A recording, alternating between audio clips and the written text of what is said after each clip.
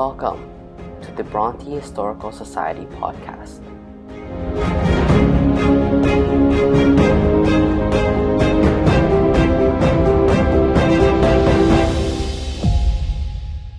It's Saturday, September 5th.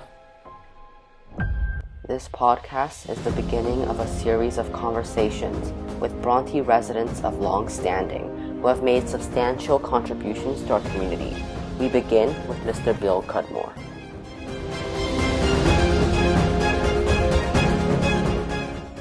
Let's get started.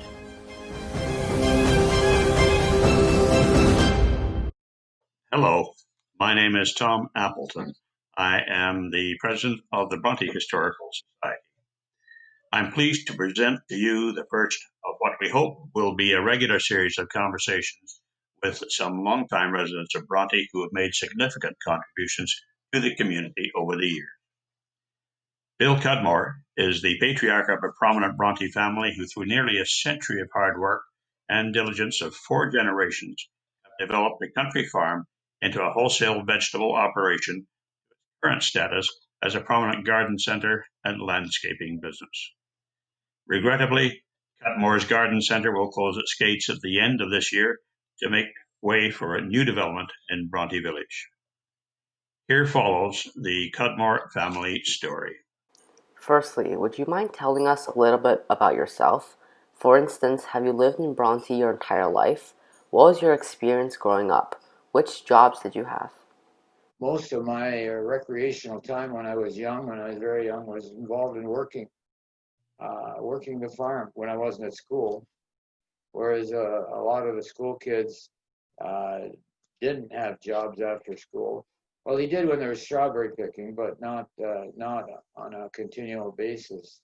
I guess as far as the family, my grandfather moved onto this property about the turn of the century. Prior to that, he was raising horses in Palermo, and then horses went out of style, and so he leased and then bought this farm, the property that we're on right today. And then my mother and father bought it from the family, and then later on, my wife and I inherited it. So I have a lot of people in my background to thank for what they did for me personally. How many generations then? That would be four. Yeah, the garden center is the 4th generation. Okay. My wife and I intend to live the rest of our life if we can, and who knows what tomorrow brings. But if we can in this house, and we keep trying to maintain it and make things more comfortable to stay here. Yeah. Speaking of your experience growing up in Bronte your entire life, how have you witnessed Oakville and Bronte shift over the decades? Could you speak to some of the values, the culture, and the different industries that have changed in the past decades?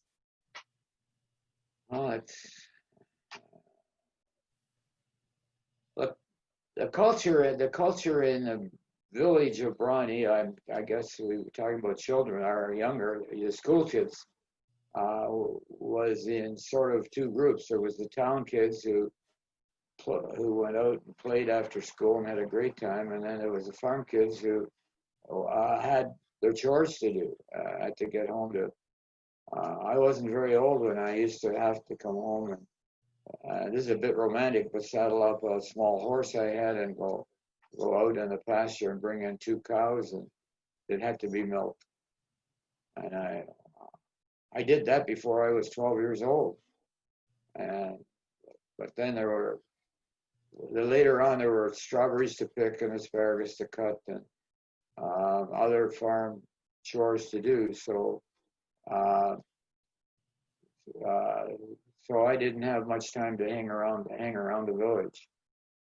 Now, notwithstanding when there was ice in the river or the ponds, after everybody went skating, shoes up sides, had hockey games when we were in public school. Yeah, and you'd have your skates and stick and stop on the by the ponds and play your heart out till dark, and then go home. That was, I don't know if that's culture, but that's the way it was. I guess that's the way it was in most Canadian villages. Yeah. Go ahead, Ethan. You got it. Yeah, definitely. I think it's great to see how there's been such a huge difference between the past and today. So when did you start noticing or when did you start noticing a significant change or shift in Oakville's development? Well, for me, I was involved in local politics and plans of how Bronte and Oakville were going to look in the future were documented years ahead of time. So when a high-rise building went up, it was never really a surprise to me because I knew that was on an order paper for 20 years before it started. So I didn't experience in my own heart and mind the sudden change that a lot of other people may have felt. The development was and still is, I guess, by population, the development is maybe greater right now with high-rise buildings going in. Yeah. You mentioned that there's been 4 generations of your family, and would you mind elucidating or explaining further on your family history and their development in Oakville?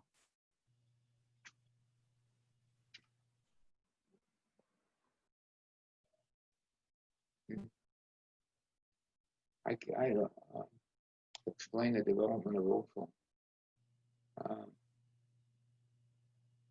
Well, I don't know just what he means. I'm not exact. Let's try to rephrase that. Could we? Could you just explain more about your family history and like the 4 generations that have lived? Well, my grandfather moved onto this property and bought the property about the turn of the century, and then my father and my father bought the property from his family when my grandfather passed on. That was in the mid-40s. Explain what your grandfather had. Right. Through market. Yeah, my grandfather had it sold produce from the farm, just right today where the garden center is, and then my father expanded on that, and it got to be a huge open air, orange crate type, old-fashioned farm market on the edge of the road, and then it was very, very popular at the time. And then when chain stores came along, there was more opposition. It was a little bit harder to sell the same volume of produce. And I eventually rented a lot of the orchards and between here and Burlington that were sold to developers, and produce had far more produce than we could sell here, and I sold it for years and years and years at the Ontario Food Terminal. I think I went to the food terminal with product for about 40 years, and that was a big. You have to do that every day, or is that a weekly thing, or? Depends on the time of year. It would be twice a week, always. But then if you had something that was a new commodity, a hot commodity, maybe you had asparagus that just came on, you might go every day.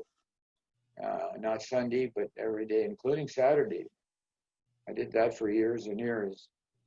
Eventually, I was on the board of directors at the Ontario Food Terminal for 13 years, which was that was a government appointment by the through the Federation of Agriculture. Right. That was a big part of my life, actually, the food terminal. I was there so often and in touch with the management. And that's, yeah. So how many acres did you start out with then, Bill? Well, I guess when my dad had it, they started out with about 20 acres or so. And then my wife bought an orchard in Orchard Road in Burlington. That was 40 acres. But then when I rented so many farms, the absolute peak from fence to fence, and this sounds like a lot, but it was 400 acres we farmed. And if we had land that was suitable and wasn't we didn't need for, I even grew wheat at times. So the Cudmores must have been one of, if not the prominent family of Bronte in the. My grandfather and the Cudmores would be one of the product together with Gilberts and Heeks and Joyces, and would be one of the prominent Sullivans, one of the prominent families. Yes. Right. Yeah. Yeah. My aunts and uncles grew up on this farm, but only my dad was the only one that stayed with the farm. The rest all had education, were out to teachers or doctors, whatever. Yeah. And what year did you transfer basically to an all garden center operation and away from the wholesaling? That would be, I would say 32 years ago. And that's my son and his partners took it over, and I had nothing to do any longer, except nothing to do with the operation of that at all. But I did continue to have a smaller farm operation and continue to go to the food terminal and market asparagus, apple cider, many different commodities. Interesting. Over to you, Ethan. Cherries on a Fisher Orchard on what's the name of that road in Burlington? Near the Holiday Inn in Burlington. Right. We grew huge quantities of sour cherries, and they most of them were sold to McGuinness Distillery in Toronto, which made a cherry brandy for years. That was quite successful.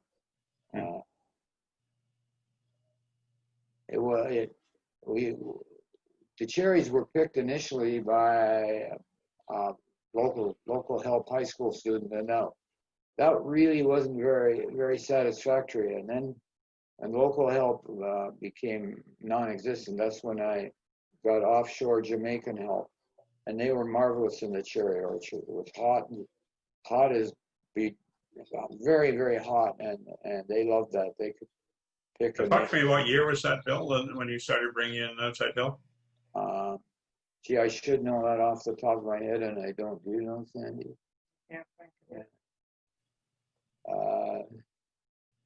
I brought them in for about 20 years. We had I lived in a camp atmosphere on a farm I rented on the North Service Road near the Appleby line in Burlington, and we developed a lot of good relationships with them. They were wonderful workers, and could do or learn to do anything.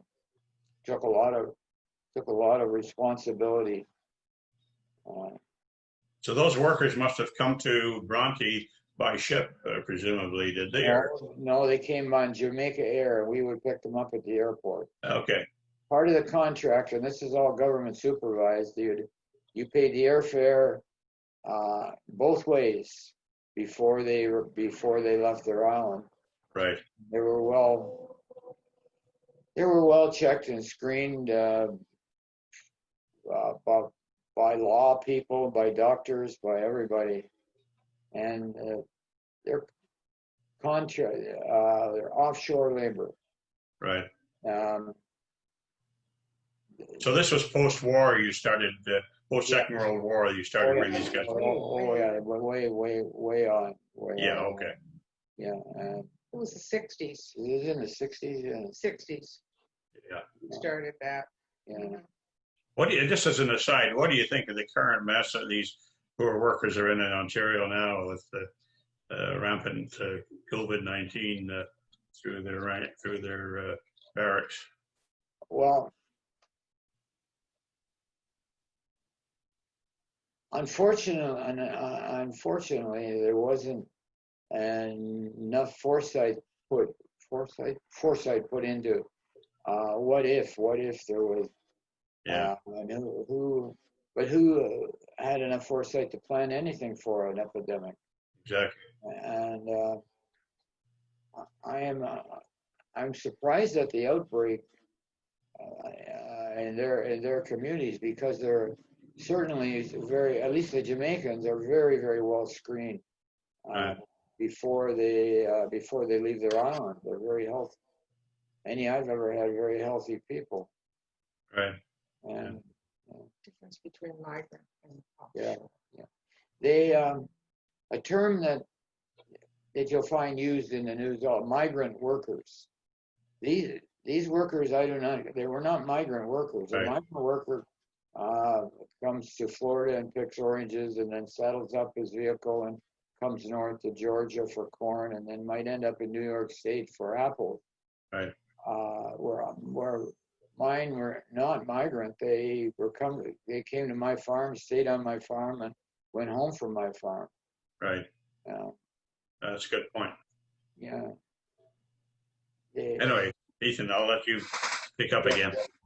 Yeah, you've definitely covered a lot about your business and how it's changed over the years. So what can you tell us about your future plans for the family business?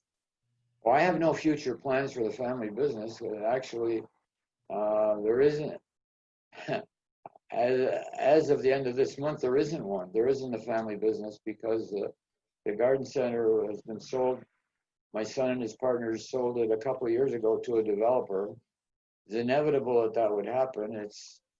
It became too. I assume it became too valuable to be a garden center, and they've worked awfully hard, and they worked awfully hard, and they're all ready to retire.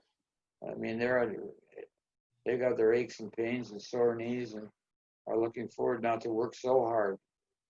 Don't blame them. Yeah, so there won't be any Cudmore in the business anymore. That's a real pity. That's a real pity. It's a real pity. It's too bad it couldn't stay that way, but it can't. It can't. Yeah. But once again, that's nothing to do with me at all, really. All the Cudmore grandchildren are well educated. Yeah, there's from the garden center. They have 9 children between them, and they're all graduated or will graduate from university. So they've made a good living, and their kids are all. And there isn't even one of them that was interested in taking over this business or taking the name and relocating it. They said, who would ever want to work that hard? You know, they say that's one of the biggest problems in family businesses is the generational change and the difficulty of keeping it going in the long term. Yeah. Well, certainly. I like to keep the business going. They'd have to take their resources and relocate somewhere else, and it wouldn't be the same for them. Yeah. Well, we're going to miss that, Bill. I can tell you, my wife and I. Yeah, we'll miss Ethan, it. back to you. Yeah. So as a last question on my end, generally speaking, from your knowledge, could you give some advice for the younger generation how to preserve Oakville or Bronte's rich history? Help preserve. Help. Yeah, that's our biggest problem, actually, Bill, is getting younger people involved in history in Bronte. To be involved, belong to the historical society, be part of the community. My legacy is pretty long, pretty long. I was on Oakville Council for 7 years, and I was chairman of an Apple Commission for 17 years. Food Terminal Board, as I mentioned, for 13 years. I was the first chairman of the Oakville Tree Committee. This was the beginning of trying to preserve and save trees, and I was on that. I had chairmanship of that when I was on town council, and that sort of was my contribution, which continued for a total of 17 years until the town saw fit to hire an urban forester. And there's no question an educated urban forester could do a better job than a tree committee. But a tree committee could do a pretty good job when there wasn't anything else. So did every tree that was going to be cut come before you for a decision? Or? Yes, it did. McDonald's story. It was a maple tree. It was a maple tree in front of McDonald's in Oakville. It's gone now. And I had a meeting with a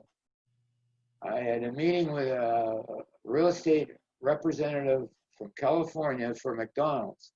And they were holding up the building permit because they wanted to take the maple tree down to put the sign up. And the tree committee said no. So they arranged a meeting, and I guess there was a secretary there recording, but he arrived in a taxi, left the taxi running, and he said, well, if we can't take the tree down, we can't have a McDonald's here. And I said, well, okay. He said, you mean you'd, for the sake of a tree, you wouldn't want a McDonald's? And I said, well, you've got lots of room over in the corner for a nice small sign. And just think of the people that will sit underneath that tree and eat a hamburger and nice weather. And he looked at me and he said, I think you're serious. and went and got back in his taxi and got the plane back to California and agreed with saving that tree. Another fun one I had in Bronte,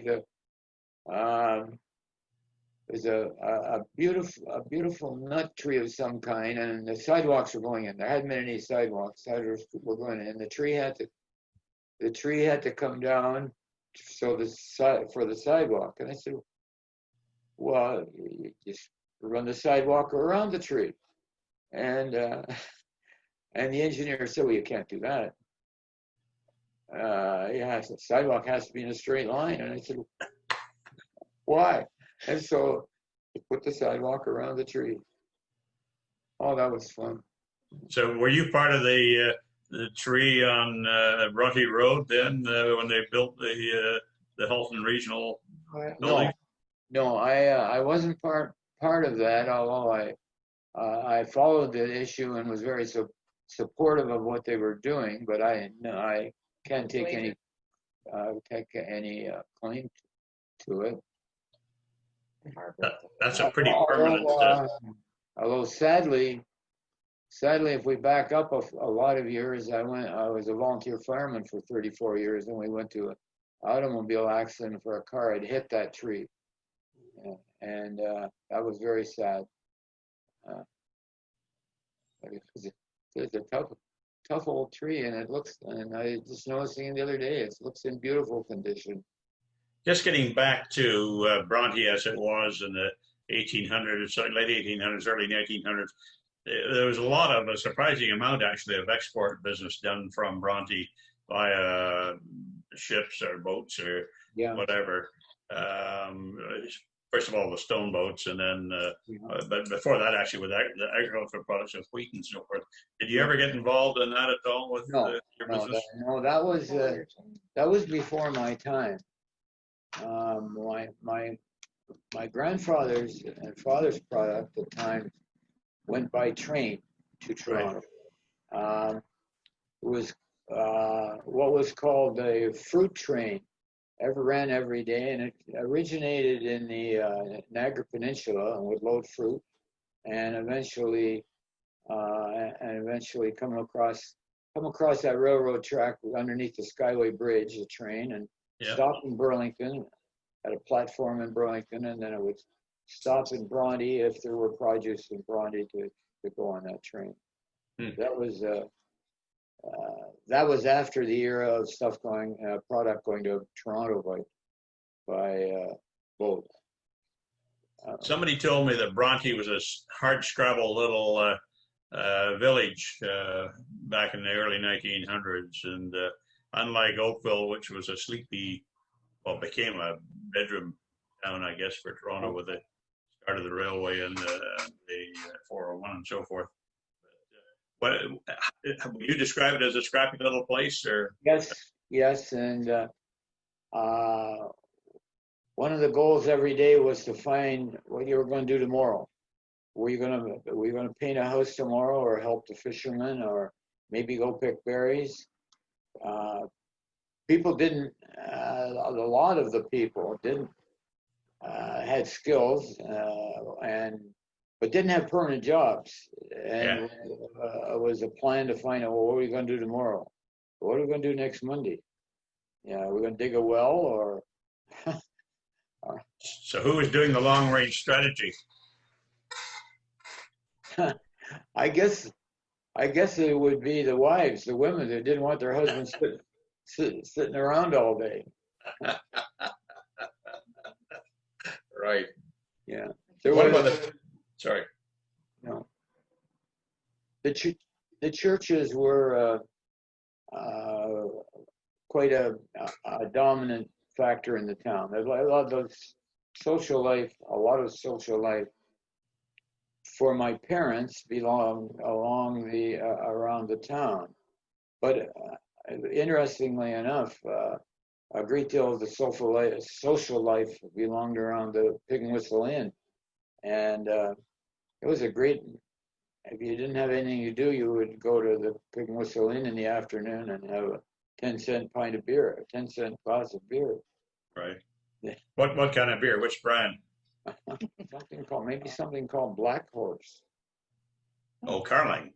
Carling's Black Horse, yeah. I think so. I think they had a Black Horse brand, if I remember. Carling. I'm roughly the same age as you, so almost. But I was brought up in Ottawa. We used to bring Zing across from Hull, and that was what we had. Oh yeah.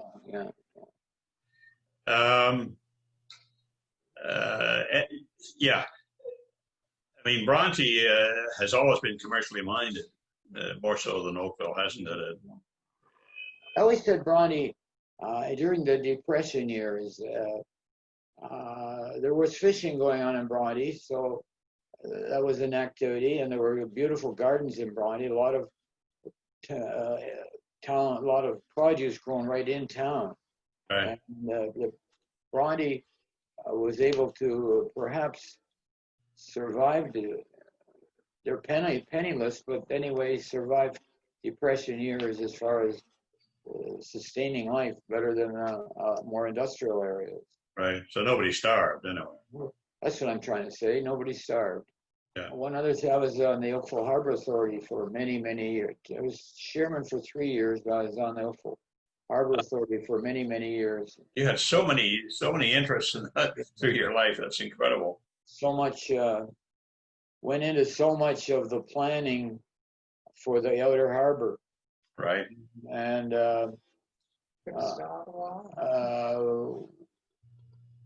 went with the harbor master to Ottawa to look at the research, whatever the research was in Ottawa, to look at what the outer harbor would look like in a tank and with wave action and it was way over our budget, and or the budget was available, and way over built. So it was a little time went by, and I went to Queen's University, and coincidentally, my wife and I saw it in a tank, and what is there today? We saw that in a tank in Queen's University. We were there, we were there visiting our daughter who was going to Queen's at the time, and just more stumbled over that. And when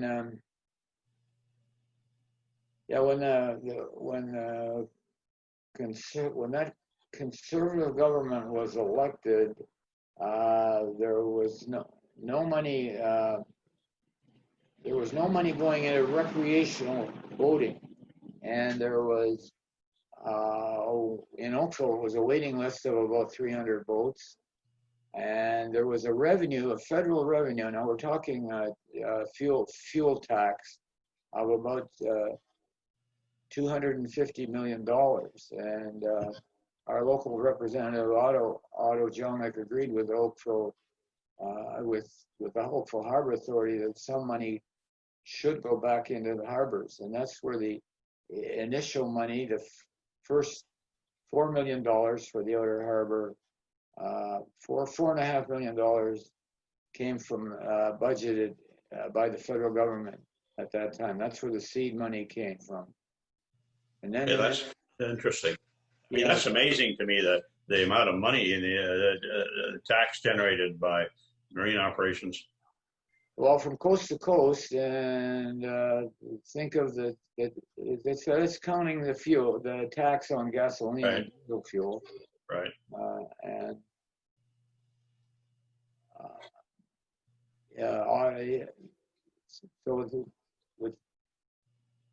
So Otto called up, and he said doesn't seem to be much enthusiasm for this project, Bill. And so Girth Bramall, who was a very fine gentleman and a harbor master, and we got on an airplane and went to Ottawa for the day. We came back the same day and have a look at it and try to explain that there was a great need in somewhere in the Oakville Harbor. Actually, there was a lot of conjecture of where it should be built. Originally, it was going to be built on the west side of the Oakville Pier, but there was a lot of opposition, already a lot of residential there. Whereas we're building Bronte, there wasn't a concentration of residential opposition to it. I can tell you it's a godsend today, because I drove by there a couple of days ago in the evening. I think it was Monday evening, and I could not believe the number of cars in the parking lot and parking down the streets and everything else. And that whole building, which of course has had gone through its own difficulties through the startup, must have been full. And the restaurants and everything else there. So the lakeshore is now, of course, getting swamped by activity because of people looking for something to do to get outside. Interesting, the town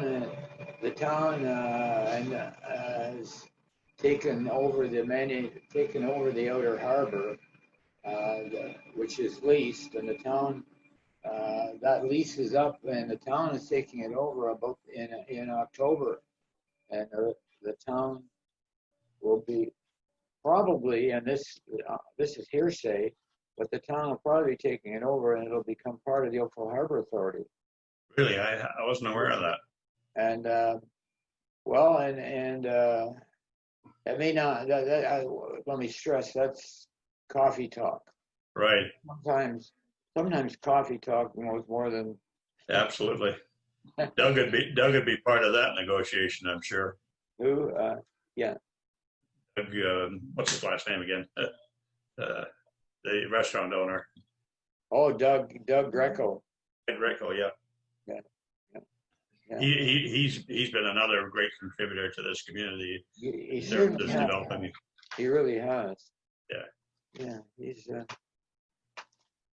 He's fact, a casual friend of my son. They were in high school together. Oh, really? Okay. Yeah. As a matter of fact, he'd be a good subject for another conversation, Ethan. Oh, I must Woody I must, my I great. must talk to him. Yeah, yeah, yeah. Well, Is there anything else stories you'd like to tell us, or I'm, things you'd like to, I'm sure there's all kinds of them that'll come to mind. secrets you'd like to tell us? Maybe, maybe the next time. Okay. I guess I go back to when in public school there was the town kids, and there's only a 2-room school, and the town kids that all played after school. Excuse me, where was it located? The school was right about where the Harborside restaurant is, right in there. Okay. Right there. Yep. No. That was but the farm kids, of which were in the minority, but they they had their chores to do, like I had. I wasn't the only one that had to rush home and work. I worked pretty hard when I was young. Yeah. I drove the first tractor that was on the farm. My dad always cultivated and did things with horses. Ah, yeah. That must have been quite a changeover. Oh my goodness. Yeah. Yeah. We started out with the first tractor not really knowing how you're supposed to hook them up or work. So we just took an old horse cultivator and towed it behind the tractor. And that was a 2-man job. Well, we soon figured out that wasn't the way it's supposed to be. And then eventually we got into 3-point hitches and all the equipment on the back of the tractor. Right. Back to my tractors. Back to the Jamaicans drove all my tractors. Right. And they were awfully good at it. One chap in particular planted all my corn, and then when it came time to pick it, he knew where the varieties were, and where to go get them, and kind of headed up a corn picking crew. It was all picked by hand, of course. Right. That was good. I had one Jamaican guy that as soon as he sort of got on the tractor and moved it right away, I could see he knew what that was. And I said, you drive a truck? He said, oh, yes. And very modest guy. And I said, well, do you have a driver's license?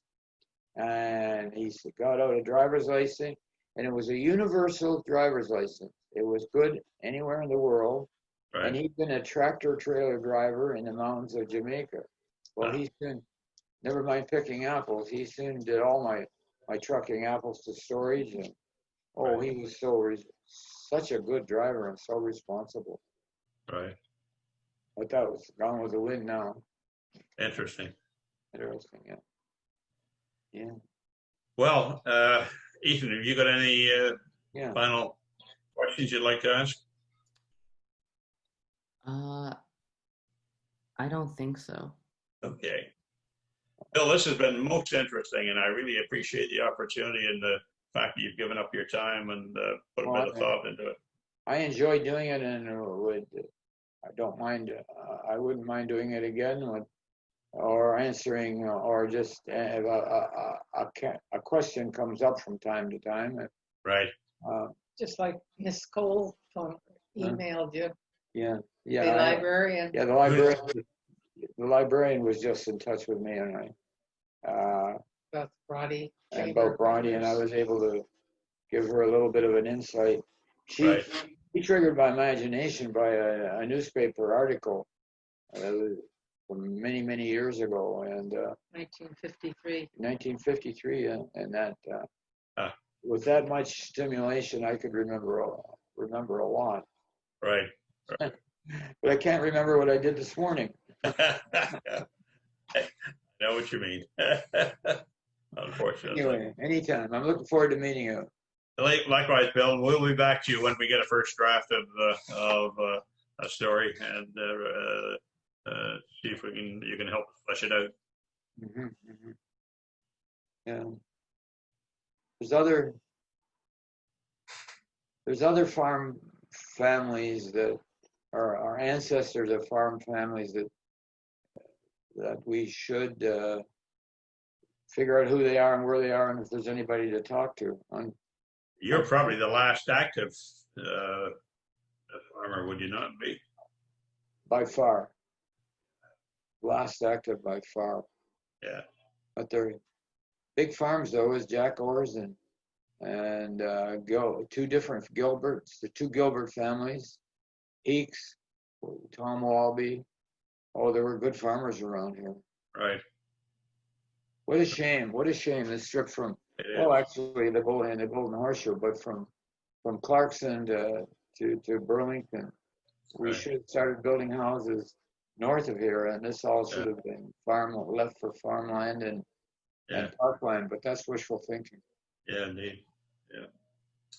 Well, Bill, thank you very, very much. I appreciate your time. Appreciate your patience. Nice to meet you. Nice to meet you. We really appreciate Mr. Bill Cudmore for sparing his time today to share his precious life story with our community. We truly had a substantive and valuable conversation together, and I know that it has elicited a positive and powerful impact on Bronte and Oakville's residents, especially for the younger generation. That's all for this episode. See you next time on Bronte Historical Society podcast.